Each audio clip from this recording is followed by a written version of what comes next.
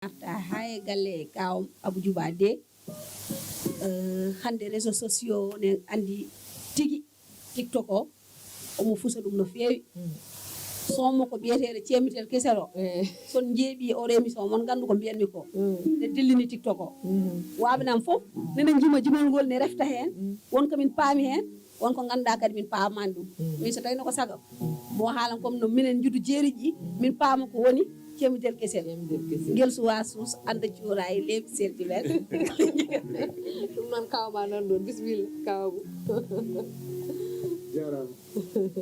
cemidel kesel aɗa andi ko konngol ngol ganduɗa hoore ma ko konngol belgol konngol tan mbaɗagol créé saabu cemidel kesel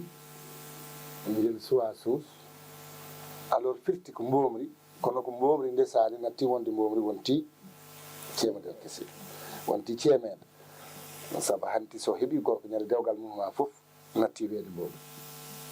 par ce que enen ko noon gadoɗen ɗum noon hollidde en ko morceau o no waɗi kumba kumbinde ɗum ha kumba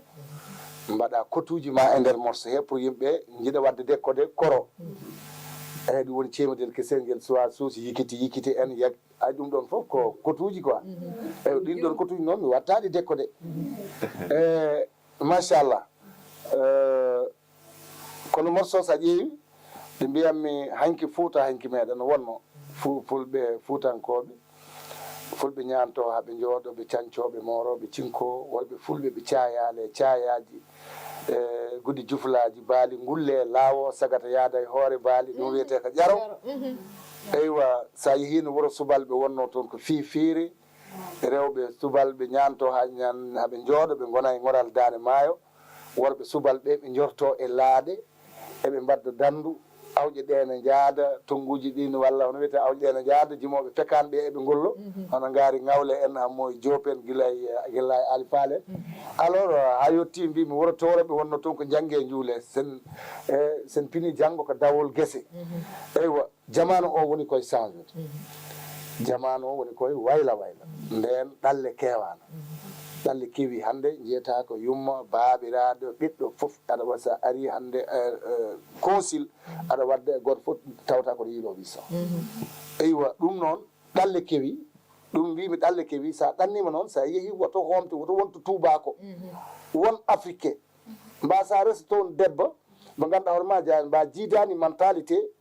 alors par ce que morceau no juuti tan koko 5 minutes a wawa haalde ɗin ɗon détail uji fof woni noon sa ɗannima fulla ɗanninta kono ko joom artiste sa yettima e nder galle ma jetti ko diida galle nodda guiɗiraɓe maɗa kalda e sehilaɓe ma kalda e ma jiilono ma cemedel kesel firti ya res hono ma pour mbawa jibinde pasama machallah ɗum finti morceau woni cemedel kesel hanti heddi noon ko mbimami ko kotuji nani en nder kotuji noon mi wattani décodé non noon cemedel kesel o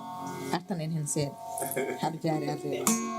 ngel suwa suus par ce que hande mi yiiɗa émission wona bojji jinmi hanko wona jalleɗe beelam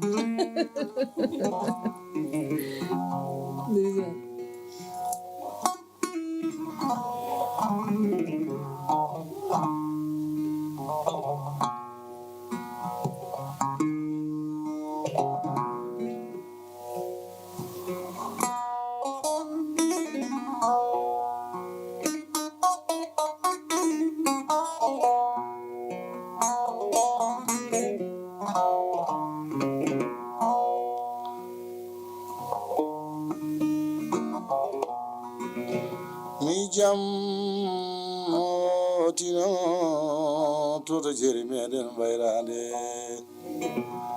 mi jambutimo futankagal hanke e pulaga hanke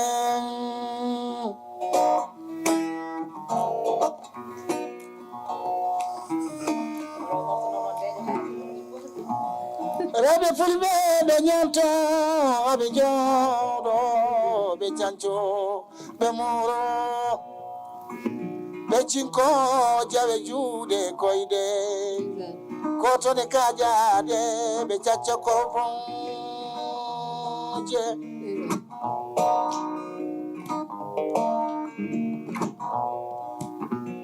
worɓe fulɓe ɓe cayale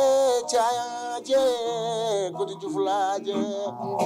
baali gulle laawo sagata yaada e hoore baali ɗum witenu ko jaro eywa